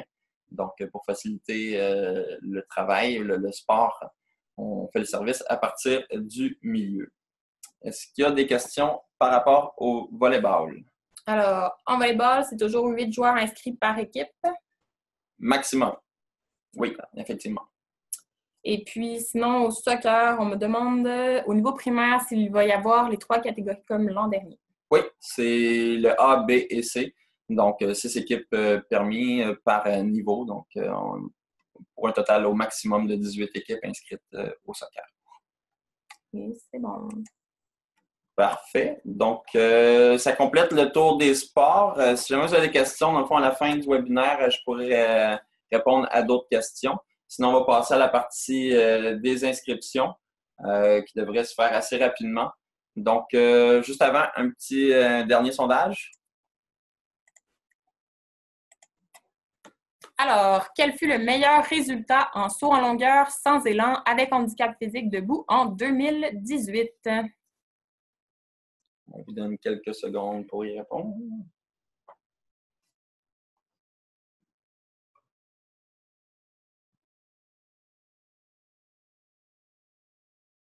Et quelques secondes encore. OK. Bon, mais la plupart ont eu la bonne réponse. Bravo. C'était effectivement 2015. C'est quand même très fort pour quelqu'un qui a une limitation physique. C'est un jeune qui avait, je crois, 19 ans, là, qui était quand même fort malgré son handicap. Donc, pour la partie des inscriptions, donc voilà. Au défi sportif, on a une plateforme d'inscription que vous pouvez trouver sur notre site Internet. Elle n'est pas accessible en ce moment. On est encore en train là, de la programmer puis de la tester. Donc, on devrait vous donner la date à laquelle elle sera accessible très rapidement. J'espère d'ici une semaine maximum pouvoir vous donner la date que les inscriptions vont commencer. Juste pour vous dire, pour ceux qui veulent s'inscrire en sport d'équipe, on alloue 2 semaines seulement à partir du début des inscriptions pour s'y inscrire parce que les places ils se remplissent assez rapidement. Pour ce qui est des sports individuels, vous aurez jusqu'au 12 mars pour vous inscrire, donc vous avez amplement le temps pour faire vos inscriptions. Donc, la plateforme d'inscription se trouve en fait sur notre site événementdéfisportif.com. On va dans les sports scolaires et on coche sur inscription. Lorsque ce sera fait, vous arrivez sur notre plateforme. Donc, voici de quoi l'air notre plateforme. Donc, pour vous inscrire, on vous demande un nom d'utilisateur, un mot de passe. Pour ceux que ça fait plusieurs années qui viennent au défi sportif, vous avez déjà votre nom d'utilisateur, votre mot de passe, que c'est le même à chaque année. Si jamais vous l'avez perdu, vous pouvez communiquer avec moi, je vais vous le donner. Pour ceux qui sont nouveaux, vous ne pouvez pas vous créer vous-même créer un compte pour avoir accès au sport scolaire. Il faut que ce soit moi qui le crée. Donc, c'est moi qui vais vous fournir un nom d'utilisateur et un mot de passe. Donc, c'est vraiment important de communiquer avec moi pour avoir accès à la plateforme d'inscription au sport scolaire. Donc, sinon, vous n'aurez pas accès. Donc, on va vous montrer un peu comment ça fonctionne. Donc, moi, je vais me connecter sur mon compte d'administrateur. Normalement, quand vous arrivez sur la première page, vous ne verrez pas administration. Par contre, vous allez voir sport scolaire ou olympiques spéciaux et autres sports. Vous allez devoir choisir sport scolaire. Pour la démonstration, par contre, moi, je vais cliquer sur administration pour vous démontrer un faux compte que j'ai créé pour la pratique. Donc, voilà, on va prendre l'école Saint-Luc.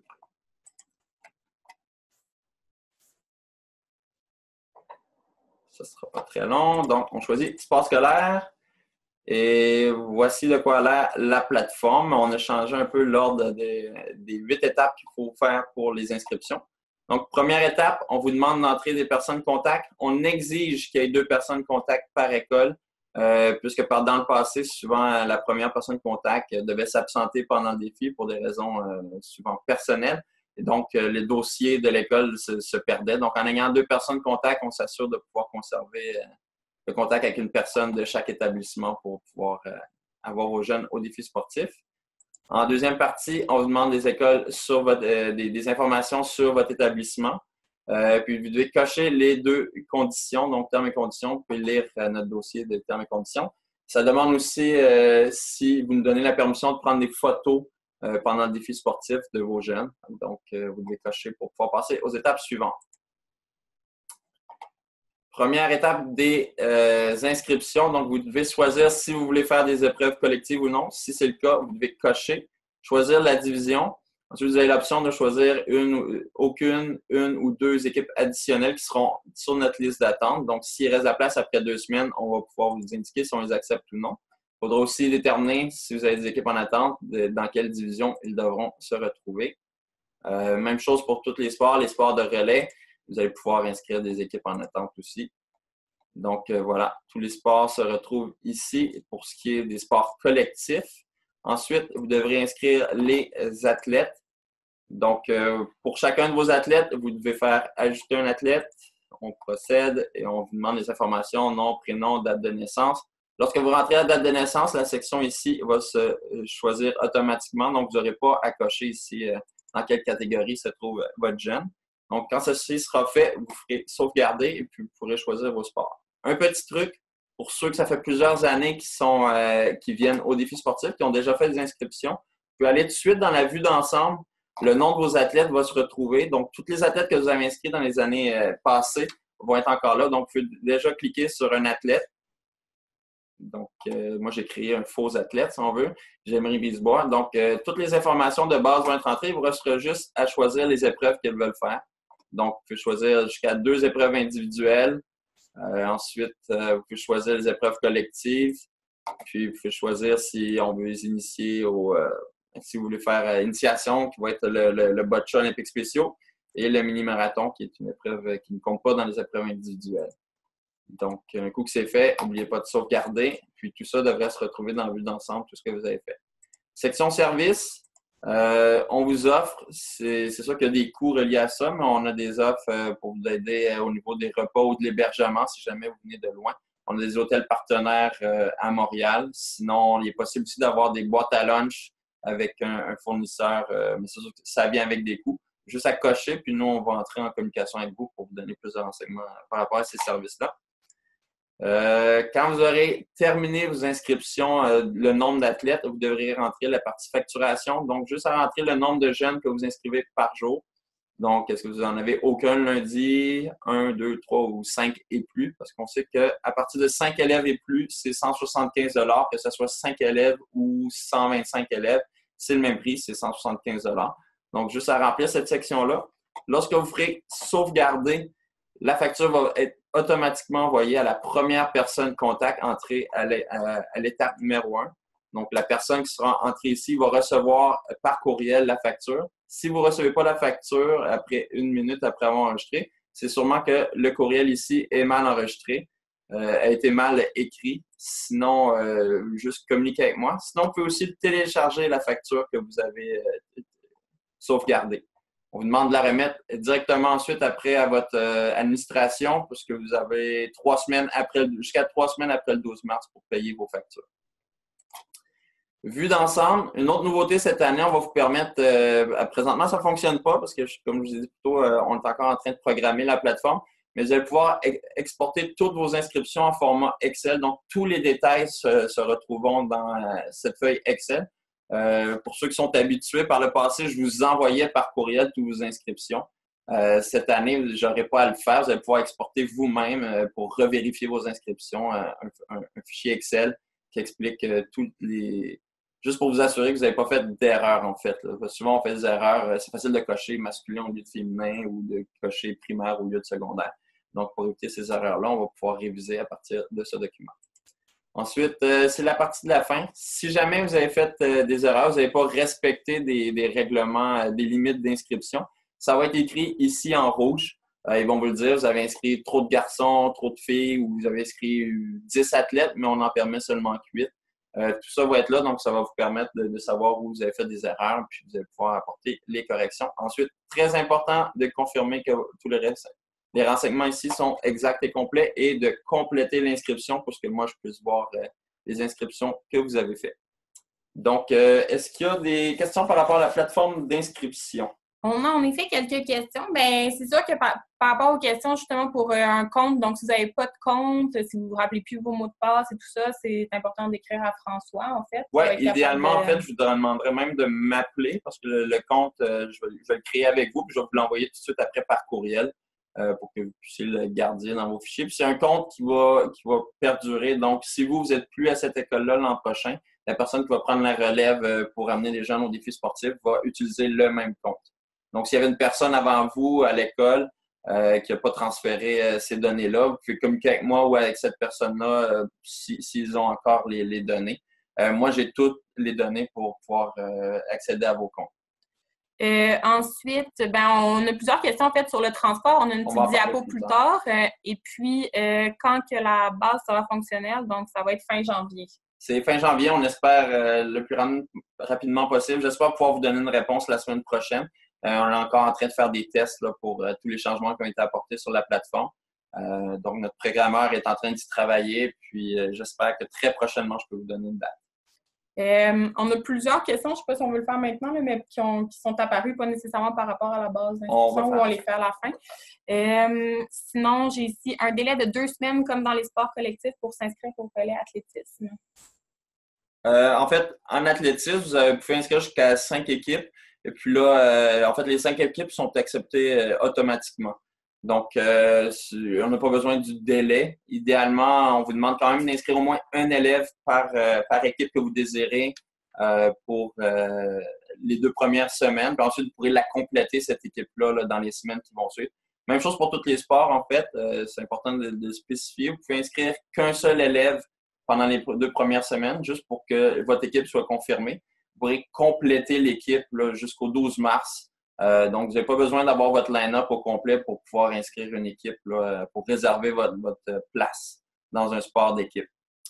Et puis, on me demande ici comme confirmation, donc c'est 175 $ par jour. Oui, c'est par jour pour 5 élèves et plus. Donc, si vous venez 5 journées, c'est 5 fois 175 $. Bon. Donc, section variable. Donc, on va voir d'autres offres, en fait, d'autres activités que le défi sportif offre.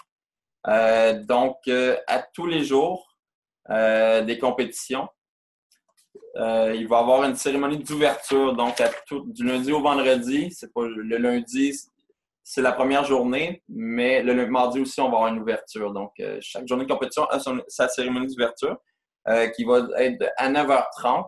Et qui dure environ jusqu'à 10h15. La cérémonie d'ouverture, c'est un peu comme une cérémonie d'ouverture aux Paralympiques. Donc, les écoles vont pavaner devant les bénévoles, devant les spectateurs. On a une cérémonie qui va être animée par Jean-Marie Lapointe et ses invités à tous les jours. Ça sert beaucoup pour faire les réchauffements, puis c'est un bon moment pour les jeunes. Il y a beaucoup de jeunes aussi même qui préfèrent la cérémonie aux compétitions elles-mêmes. Donc, si c'est possible pour vous d'arriver dans les temps, je vous conseille fortement d'être à ces cérémonies d'ouverture-là. Et puis, les compétitions, comme je l'ai dit plus tôt, commencent tous à 10h30. Comme certaines compétitions sont quand même courtes, on s'entend que courir son 50 mètres, ça prend seulement que quelques secondes. Donc, on ne veut pas que vos jeunes aient plus rien à faire par la suite. Donc, on a une aire d'animation Centre Claude Robillard où ce que les jeunes peuvent essayer des sports adaptés, ils peuvent aller danser, ils peuvent prendre des photos souvenirs. On a un photomaton qui revient année après année, qui est très populaire. On a plein d'activités. Donc, il y a quelque chose pour s'occuper toute la journée pour chacun de vos athlètes, même pour, en fait, les accompagnateurs, donc les élèves qui ne feront aucune épreuve, peuvent aller s'amuser dans notre aire d'animation qui va être ouverte à tous les jours. Pour les questions du transport, on a perdu la subvention qu'on avait pour vous aider pour les remboursements de transport, mais on a fait beaucoup de levées de fonds. On a réussi à trouver beaucoup d'argent, non limité d'argent, mais on a réussi à en trouver suffisamment pour vous aider au transport. Donc, notre programme cette année, ce qu'on vous offre, c'est de payer minimum 25 % de rembourser, en fait, c'est important de le dire, minimum 25 % pour chaque autobus ou véhicule de location que vous utiliserez pour venir amener vos jeunes au Centre Claude Robillard. Pourquoi minimum 25 %? C'est que si jamais, vraiment, si c'est une possibilité, qu'il nous reste des fonds lorsque j'aurai reçu toutes vos demandes, on pourra augmenter ce pourcentage-là. Même chose pour les écoles qui viennent de plus loin, donc une école qui ferait, par exemple, 6 heures de route. Le pourcentage va être un peu plus élevé que 25 % comparativement à une école qui vient déjà de Montréal. Ce remboursement-là, ça se fait avant taxe. C'est important de dire que c'est un remboursement, donc vous devez réserver vos autobus, vous devez payer vos autobus, puis suite au défi, vous pouvez m'envoyer vos factures. Puis à ce moment-là, nous, on vous remboursera 25 % de la facture. Minimum. Donc, comme je vous dis, on espère être capable de pouvoir rembourser plus si notre budget nous le permet. Mais je vous rappelle qu'on a fait quand même des gros efforts pour pouvoir ramener ce programme-là cette année. Tout ça, c'est important aussi que c'est pour un nombre conséquent de participants seulement. Donc, si vous avez 8 athlètes inscrits puis que vous louez un autobus de 48 places, ça se peut qu'on vous demande de payer un peu plus que le minimum de 25 % qu'on peut vous rembourser. Notre budget est limité, donc on vous demande d'être conséquent là, dans ce que vous louez. C'est le moins cher que vous louez, le plus d'argent qu'on aura pour tout le monde. Aussi, on n'accepte pas les factures pour des autocars voyageurs ou de luxe. C'est pour des véhicules scolaires seulement qu'on donne un remboursement. Donc, voilà pour le programme de transport. À tous les jours, on fait des remises de médailles. Oh, on a une question pour le transport. Oui, alors on demande s'il y a une date limite pour demander le remboursement. Oui, en fait, c'est la dernière journée du mois de mai, donc le 31 mai, qui sera la date limite pour demander le remboursement. C'est vraiment important de la respecter. Moi, toutes les demandes que je reçois suite au 31 mai, je ne peux plus les traiter. Parce qu'on n'aura pas le temps de vous les envoyer avant que vos administrations ferment les livres à la fin de l'année scolaire, si vous l'envoyez suite à cette date-là. Aussi, on a un comité qui s'occupe de ce programme-là. Donc, moi, à partir d'après le 31 mai, je n'ai plus aucun pouvoir là, sur les demandes que vous ferez. Donc, c'est vraiment important de respecter la date limite qui sera du 31 mai. Puis, c'est aussi important de respecter, de m'envoyer vos factures suite au défi sportif. Pendant le défi sportif, je suis débordé, puis je ne voudrais pas perdre des factures ou les égarer. Donc, c'est vraiment important d'attendre le lundi suite au défi sportif pour m'envoyer vos factures. Et puis, justement, est-ce que c'est possible de faire la location d'un minivan 7 passagers? Est-ce que ça va être remboursé? Oui, c'est possible. C'est pas habituel, mais donc, c'est mieux si vous prenez une minivan qu'un autobus. Pour nous, c'est moins cher. Donc, oui, plus qu'on peut faire des efforts pour sauver de l'argent, c'est sûr qu'on va l'accepter.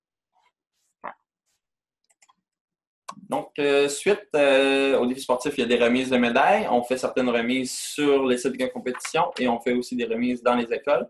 Donc, pour tout ce qui est sport d'équipe ou sport collectif, à part les relais, au primaire, donc ça va être tout de suite après les compétitions à 13h30. Tandis qu'au secondaire, ça va être tout de suite après les compétitions à 14h30. Les remises de médailles durent de 15 à 30 minutes. Pour ceux qui ont déjà assisté à ça, on sait que Jean-Marie Lapointe fait souvent durer ça 30 minutes, mais on essaye de travailler fort pour qu'il dure un petit peu moins longtemps pour que vous puissiez retourner à temps là, à vos écoles. Sinon, pour tout ce qui est sport individuel, les médailles vont être envoyées aux écoles par la poste ou encore, s'il y a possibilité de demander à ce que des personnes de l'équipe du défi sportif aillent faire les remises de médailles lors d'une cérémonie de médailles à votre école. Donc, les documents pour faire cette demande-là seront disponibles plus tard, là, au mois d'avril ou mars. On revient cette année avec notre concours de la flamme. Donc, pendant la cérémonie d'ouverture, les écoles pavanes, ils se font des pancartes au nom de leur école. Et puis, depuis l'an dernier, on a un concours où les jeunes font une flamme olympique, un beau projet d'art plastique que vous pouvez faire à l'école. Donc, on a un comité externe qui va, selon les photos qu'on aura prises pendant les diverses cérémonies d'ouverture, on a décidé qui remporte le concours de la plus belle flamme du défi sportif. Puis l'école qui va remporter ce concours-là va se mériter un beau souvenir de leur présence au défi sportif 2019.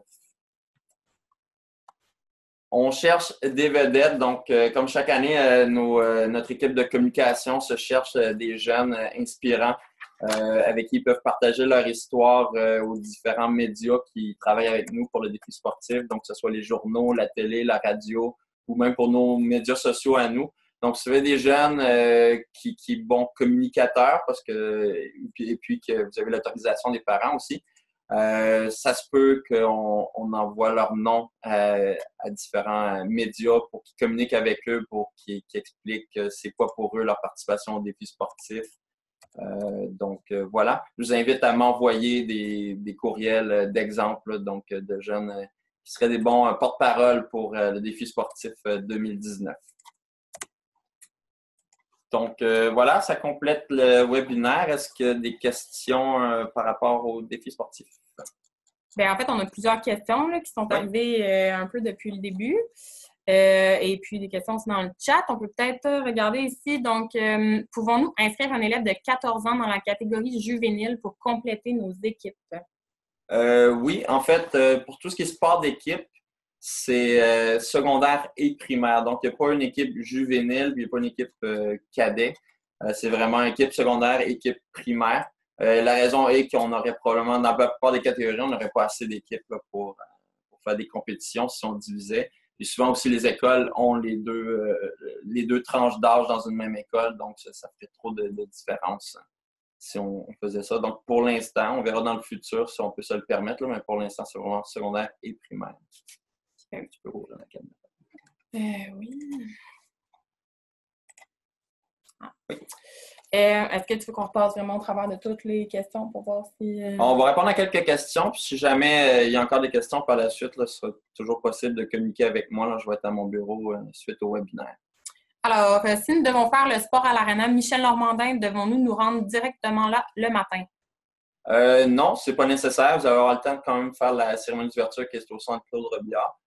Comme je vous disais, l'Arena est vraiment collée sur le Centre Claude Robillard. Donc, c'est sûr que si vous êtes la première équipe à participer, on va vous demander de ne pas vous rendre... vous pouvez faire le début de la cérémonie d'ouverture, mais vous ne pourrez peut-être pas rester jusqu'à la fin. C'est important d'être à l'heure pour qu'on débute les compétitions à la bonne heure. Pour les équipes... Faites pas ça, là, vous allez revoir ma face. Oh!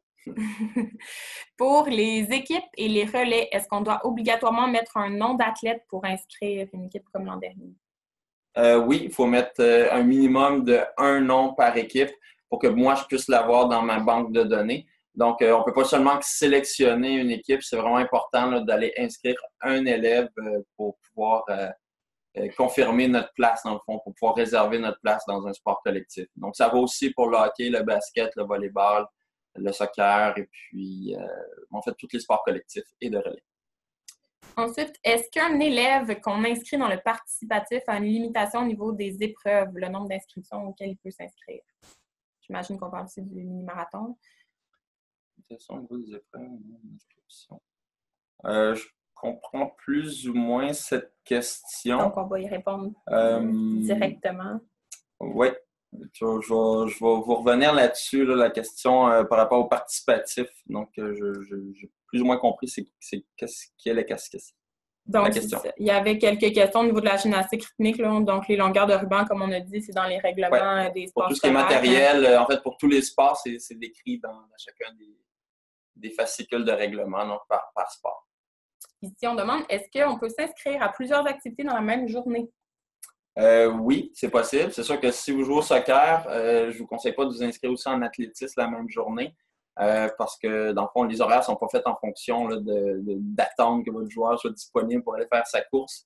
Mais par contre, pour tout ce qui est épreuve individuelle, surtout en athlétisme, dans le fond, vous pouvez vous inscrire, par exemple, au lancer et à une course dans une même journée. Dans le fond, pour tout ce qui est saut et lancer, pour ceux qui ne sont pas habitués, il n'y a pas d'ordre de passage, donc vous allez pouvoir participer quand vous en aurez le temps. C'est sûr que pour tout ce qui est course, il y a un ordre de passage là, qui sera déterminé avant le défi sportif. Sinon, au niveau des questions, les vestiaires pour l'équipe de hockey sont à l'Arena Michel-Normandin quand on joue à Normandin? Oui, les vestiaires de hockey seront ouverts. C'est sûr qu'il va falloir les libérer à temps. Tout le monde va partager les mêmes 4 vestiaires, donc ce ne sera pas possible d'en réserver un pour votre équipe. Mais oui, les vestiaires de hockey vont être ouverts. Et ensuite, en fait, on peut peut-être répondre à plusieurs questions en même temps. Là, on nous demande des questions, l'horaire sera disponible où, les règlements des sports scolaires et puis le lien du webinaire. L'horaire va être disponible sur notre site Internet. Le lien, je vais vous l'envoyer par courriel là, vraiment à tout le monde. Sinon, il va se retrouver sur notre chaîne YouTube du défi sportif Altapo. Parfait. Le lien, l'horaire de la journée, c'est ça. Donc, ça va faire le tour. Je peux passer d'autres questions au niveau du chat. Est-ce que nous avons un secteur dans Normandin pour laisser nos effets en tout temps? Donc, il y a une question, est-ce qu'il va y avoir un espace à l'Arena Michel-Normandin pour laisser nos effets en tout temps? La journée que vous allez participer, oui et non. En fait, les vestiaires vont être ouverts, mais comme je vous dis, on ne peut pas réserver les vestiaires pour chacune des équipes. Donc, vous allez devoir partager cet espace-là. Par contre, c'est possible d'avoir un vestiaire pour se changer. On va essayer de faire un horaire là, pour que chaque équipe ait un certain temps d'avoir le vestiaire pour eux-mêmes. Sinon, il va y avoir de l'espace suffisamment dans les estrades là, pour laisser vos objets. Mais c'est sûr qu'on n'est pas responsable de vos objets que vous laissez à un endroit sans surveillance. Donc, je pense que ça fait le tour. Si jamais vous avez d'autres questions, comme je vous dis, je me rends à mon bureau dès que le webinaire est terminé. Donc, ça me fera plaisir de répondre à toutes vos questions. Je vous envoie la date d'inscription le plus rapidement possible. J'espère que la plateforme va être prête d'ici la semaine prochaine. Donc, merci d'avoir été avec nous. Puis, j'ai bien hâte de vous voir pour le défi sportif. Donc, voilà. Merci beaucoup.